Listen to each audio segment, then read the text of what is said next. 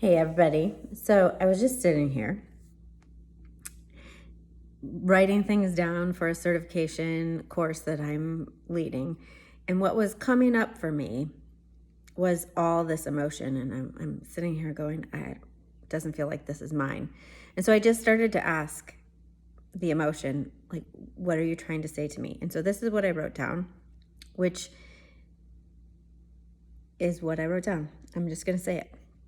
Pervading sadness, threatening to take over the happy smile I'm fighting to keep up, so no one else will be burdened with what I don't know how to fix. Is it partly mine? Probably. But truly what I feel is that is me pulling on so many people who look fine, who say to themselves they're fine, because we're so often taught to not share it with somebody else until you're either ready for their fix or you know how to fix it yourself. When sometimes it's not about the fix. It's about having a safe space to share whatever's coming up and then getting underneath that to find out what else you truly want, what the momentum actually is.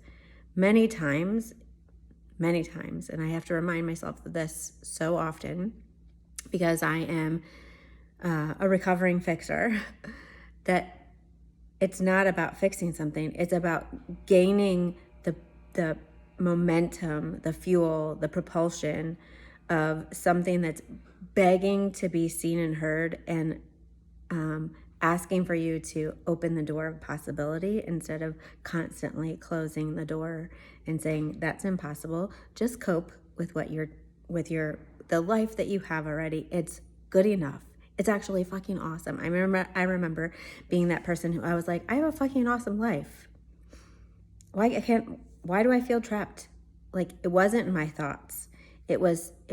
And I'm going to say that again, because this is what disturbed me, is I was like, I'm not having negative thoughts. I was having so many positive thoughts. I was so grateful, but stuff was bubbling up inside of me saying things needed to be different.